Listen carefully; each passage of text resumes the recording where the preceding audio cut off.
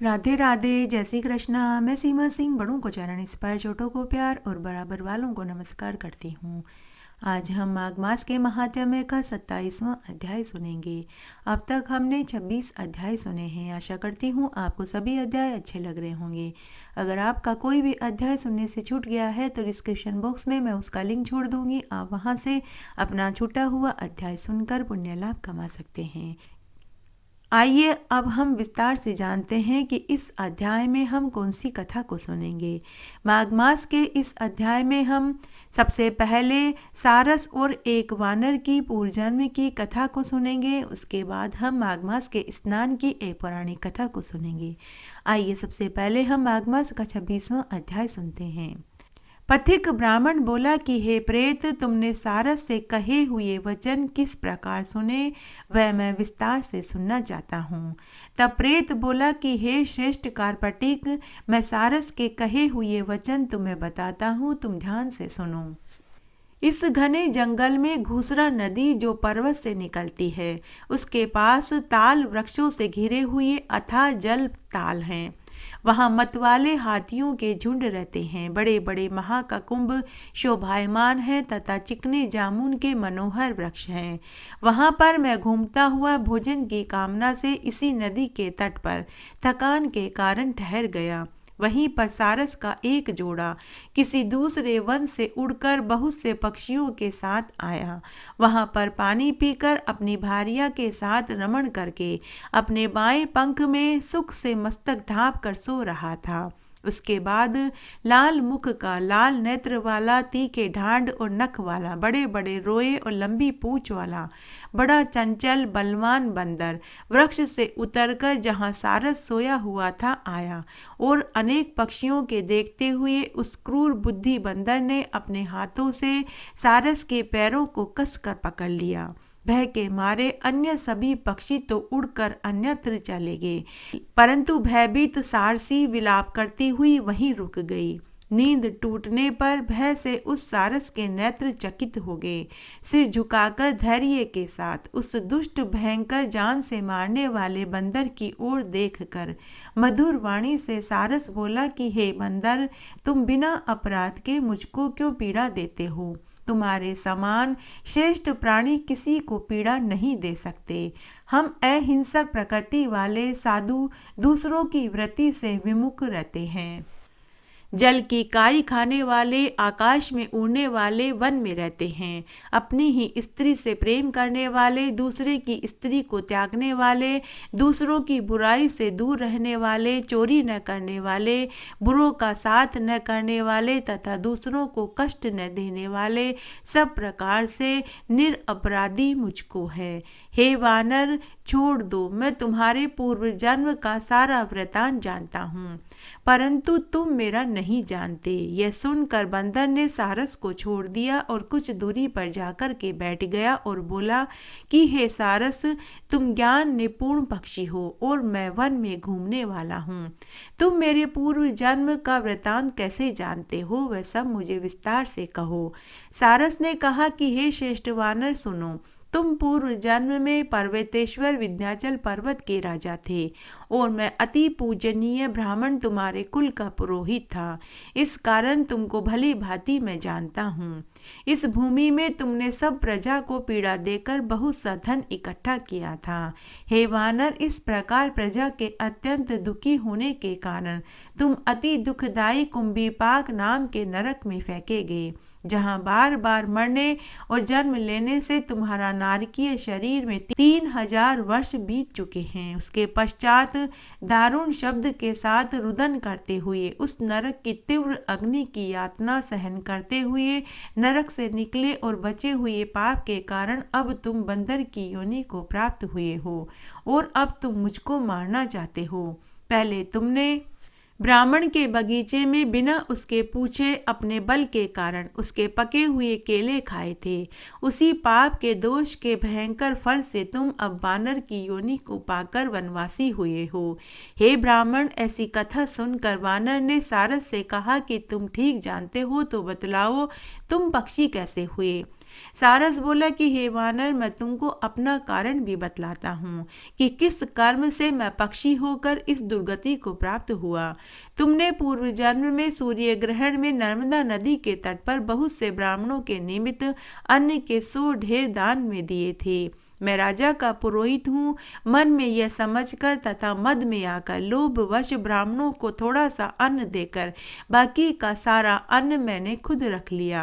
ब्राह्मणों के इस साधारण द्रव्य के अपहरण से उत्पन्न पाप से मैं काल सूत्र तथा रक्त कर्दम नामक नरक में पड़ा रहा, जहाँ सर्वत्र कीड़े रेंगते थे, जो दुर्गंध और पीर से भरा हुआ था।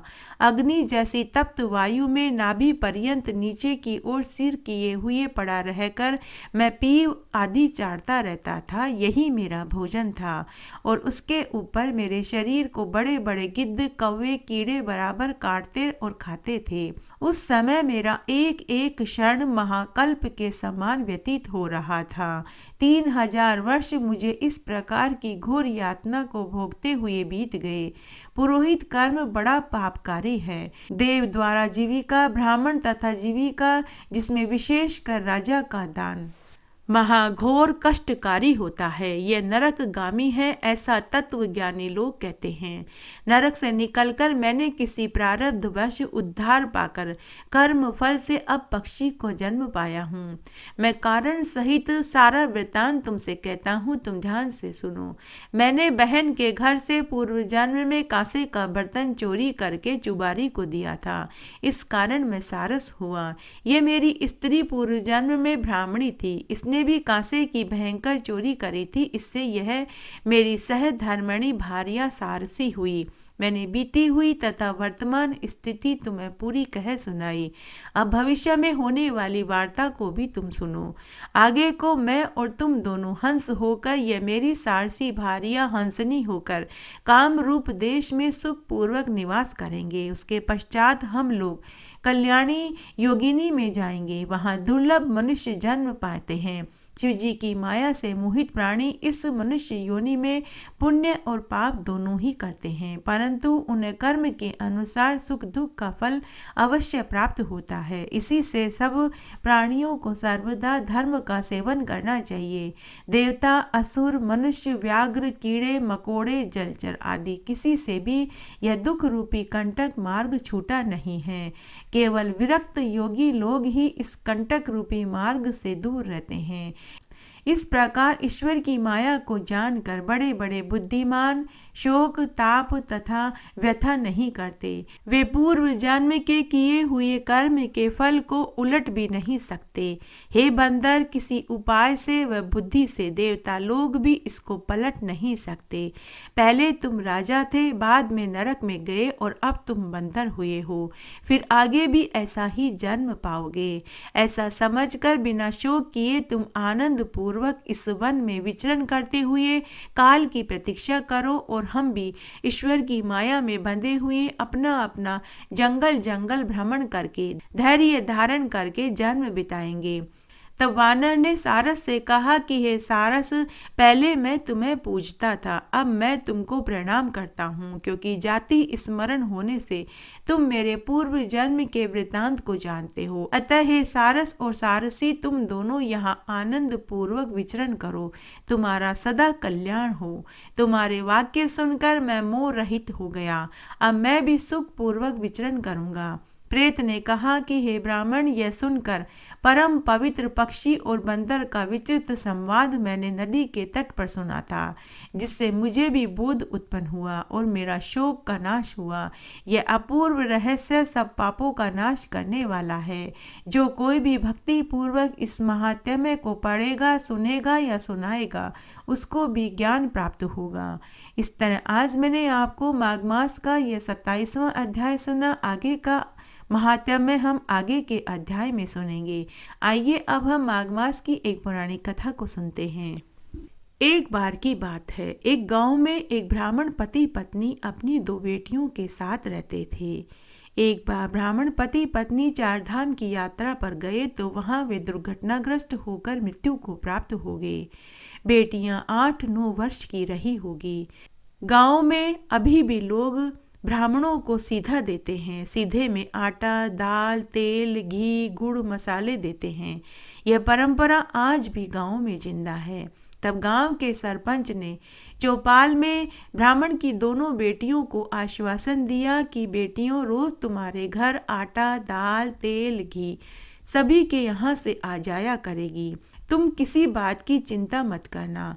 भगवान ने तुम्हारे माता पिता को छीन लिया है, इसका हमें बहुत दुख है, लेकिन हम सब गांव वाले हमेशा तुम्हारी मदद करेंगे और तुम्हें किसी चीज की जरूरत हो तो तुम मुझे बताना। इस तरह पूरे गांव ने उन दोनों बेटियों की जिम्मेदारी को संभाल लिया। इस तरह समय गुजरने लगा। ब्राह्मण की छोटी बेटी बड़ी ही धार्मिक प्रवृत्ति की थी।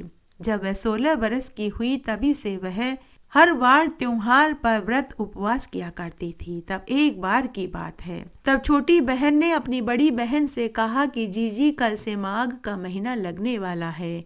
गांव की सभी औरतें माघ स्नान करने के लिए गंगा तट पर जाएगी। मैं चाहती हूँ कि इस बार आप भी माघ मास का स्नान हमारे साथ करें, इसलिए आप कल सुबह जल्दी उठ जाना। तब बड़ी बहन ने अपनी छोटी बहन से कहा कि छोटी, मुझे भूख बर्दाश्त नहीं होती, तू ही कर ले। तब छोटी बहन सुमित्रा ने पूरी श्रद्धा लगन के साथ माघ मास का स्नान और व्रत गांव की औरतों के साथ किया। उनके पास बैठकर वह कथा कहानियां भी सुनती। इस तरह उनके दिन निकलने लगे। तब एक दिन गांव में बहुत सारे साधु संतों और सन्यासियों की एक टोली आई।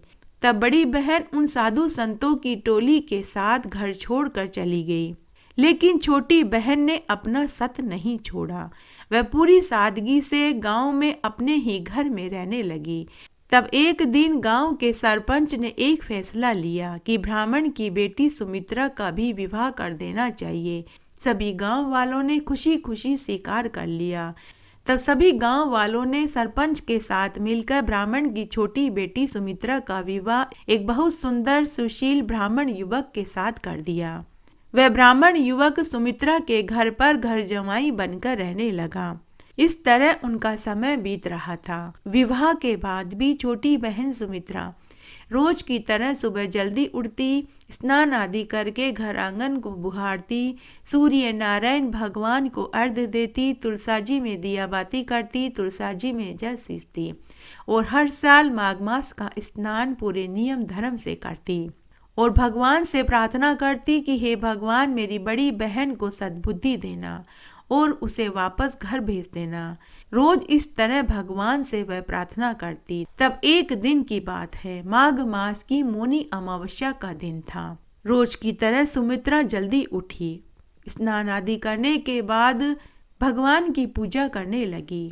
उस दिन उसका व्यवहार उसके पति को बड़ा अजीब लगा, क्योंकि वह बार बार घर आंगन में चक्कर लगा रही थी और जोर जोर से भगवान के नाम का जयकारा ले रही थी और तुलसी क्यारे में बार बार जल के छींटे दे रही थी और तुलसाजी की परिक्रमा कर रही थी। तब उसके पति ने अपनी पत्नी से पूछा कि सुमित्रा, आज तुम्हें क्या हुआ है? क्यों तुम बार बार तुलसाजी के जल का छींटा दे रही हो? क्यों परिक्रमा लगा रही हो? और क्यों बार बार भगवान के नाम का जयकारा ले रही हो?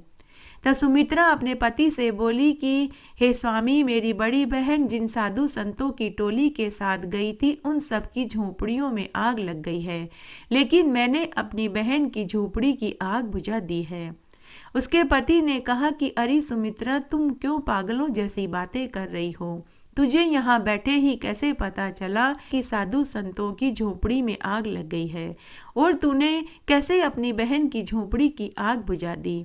तू तो यहाँ घर पर है, तुझे क्या पता तेरी बहन कहाँ चली गई? तू तो यहाँ घर पर है और तेरी बहन न मालूम कहाँ है। उसे गए तो कई बरस हो चुके हैं। तो सुमित्रा बोली कि अगर मैं झूठ बोलती हूँ तो आप गंगा तट पर जाकर के देखो, मेरी बहन आपको अध जली झोपड़ी के पास बैठी हुई मिलेगी।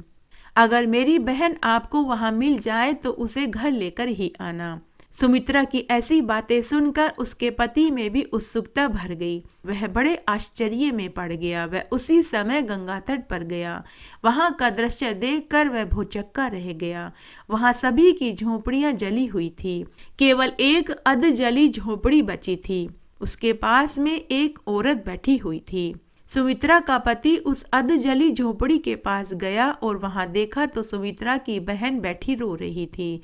सुमित्रा का पति बोला कि जीजी, मैं तुम्हारी छोटी बहन सुमित्रा का पति हूँ। उसी ने तुम्हारी झोपड़ी की आग बुझाई है, उसी ने मुझे यहाँ तुम्हें लेने के लिए भेजा है। तुम अब वापस घर चलो। बड़ी बहन घर आई तो छोटी बहन ने अपनी बड़ी बहन को कहा कि जीजी, मैं तुम्हें घर के अंदर एक शर्त पर आने दूंगी, जब तुम शादी करना स्वीकार करोगी। तब बड़ी बहन ने अपनी छोटी बहन से कहा कि सुमित्रा, तू बहुत छोटी है लेकिन बड़ी ही समझदार है। तूने मुझे माघ मास का स्नान और व्रत करने को कहा लेकिन मैंने नहीं किया। इसी का मुझे ये दुख देखना पड़ रहा है। मेरी बहन, अब मेरे से कौन विवाह करेगा? तो छोटी बहन बोली कि जीजी, हमारे गांव के 4 दरवाजे हैं, आप हर दरवाजे पर जाओ, जो भी पुरुष सबसे पहले मिले आप उसी से विवाह कर लेना। तब बड़ी बहन गांव के पहले दरवाजे के पास गई। वहां उसे एक कोढ़ी पुरुष बैठा हुआ मिला। उसके पूरे शरीर पर मक्खियां भिनभिना रही थी। बड़ी बहन ने उसे देखा और वापस घर आ गई। छोटी बहन ने कहा कि जीजी, तुम अकेली कैसे आई? बड़ी बहन बोली कि मेरी किस्मत ही खराब है। गांव के दरवाजे पर एक कोढ़ी मिला, उसके पूरे शरीर पर मक्खियां भिनभिना रही है। तो छोटी बहन ने कहा कि जीजी, आप गांव के दूसरे, तीसरे, चौथे सभी दरवाजे पे जाओ। उसके बाद बड़ी बहन गांव के दूसरे दरवाजे पर गई। बड़ी बहन जब गांव के दूसरे दरवाजे पर गई तो उसे वापस वही कोढ़ी बैठा हुआ मिला। बड़ी बहन फिर तीसरे दरवाजे पर गई, फिर चौथे पे गई तो हर दरवाजे पर उसे वही कोढ़ी बैठा हुआ मिलता। तब बड़ी बहन ने इसे अपनी किस्मत समझा। बड़ी बहन ने उसी से विवाह कर लिया। कोढ़ी पुरुष ने बड़ी बहन से कहा कि तुमने मुझसे विवाह क्यों किया? तुम किसी भले पुरुष से भी विवाह कर सकती थी। तब बड़ी बहन कोढ़ी पुरुष से बोली कि मेरे ऐसे कर्म कहाँ कि कोई भला पुरुष मुझसे विवाह करे। मैं तुम्हारी सेवा करूँगी और अपने पापों को धोऊंगी। इसके बाद समय बीतने लगा। फिर दोबारा माघ का महीना आया। तब माघ के महीने में काशी से भागवत कथा करने वाली साधु संन्यासुओं और महात्माओं की एक मंडली आई। तब बड़ी बहन अपने कोढ़ी पति के साथ भागवत कथा सुनने के लिए पहुंची, लेकिन किसी ने भी उस कोढ़ी पुरुष को पांडाल में नहीं बैठने दिया। बड़ी बहन अपने कोढ़ी पति को लेकर पांडाल के बाहर बैठ गई और भागवत कथा सुनने लगी। माघ का महीना था, बहुत तेज सर्द हवाएं चल रही थी। इस तरह बड़ी बहन अपने कोढ़ी पति को लेकर 3-4 दिन तक पांडाल के बाहर ही भागवत कथा सुनते रहे। तब 5वें दिन बहुत तेज बरसात हो रही थी। बड़ी बहन और उसका कोढ़ी पति भागवत कथा सुनते समय पूरे भीग गए। बड़ी बहन ने अपने पति से कहा कि बरसात बहुत तेज हो रही है, हम वापस घर चलते हैं। लेकिन कोढ़ी पति माना नहीं। लेकिन कोढ़ी पति बोला कि मैं तो पूरी भागवत कथा सुनकर ही घर जाऊंगा, अभी मैं घर नहीं चलूंगा, हम दोनों यहीं बैठकर भागवत कथा सुनेंगे। तभी वहाँ एक चमत्कार हुआ। भगवान 4 भुजानाथ वहाँ प्रकट हो गए और अपने छत्र से उनके ऊपर छाया कर दी। तब बड़ी बहन और उसके कोढ़ी पति ने भगवान 4 भुजानाथ के दर्शन किए और उनके चरणों में गिर पड़े। अंदर पांडाल में बैठे सभी गांव वाले चकित रह गए। सभी पांडाल से बाहर आए और अपनी गलती पर दुखी हुए। सभी ने वहां भगवान 4 भुजानाथ के साक्षात दर्शन किए। तब भगवान 4 भुजानाथ ने कोढ़ी के सिर पर हाथ रखा तो उसका उसी क्षण कोढ़ दूर हो गया और भगवान 4 भुजानाथ बड़ी बहन को और उसके कोढ़ी पति को वरदान देकर अंतर्ध्यान हो गए। इस तरह छोटी बहन ने बड़ी बहन से माघ मास का स्नान और व्रत करा के बड़ी बहन को भी तार दिया। बड़ी बहन को माघ मास के स्नान का फल मिला। बड़ी बहन को और उसके कोढ़ी पति को माघ मास में भागवत कथा सुनने का फल मिला। इस कथा को सुनने का फल सबको मिले, कहानी कहने वाले को, सुनने वाले को और हुक्कारा भरने वाले को। घटती हो तो पूरी हो, पूरी हो तो परवान चढ़े, भूले बिसरे नाम तेरे भंडार में भरे। इस तरह आज हमने माघ मास के महात्म्य का 27वां अध्याय सुना। साथ ही हमने इसमें माघ मास के स्नान की एक पुरानी कथा सुनी। आशा करती हूँ यह आपको जरूर पसंद आएगी। मेरे साथ बने रहने के लिए आपका धन्यवाद। आगे आने वाली कथा कहानी के लिए भी आप इसी तरह मेरे साथ बने रहें। धन्यवाद।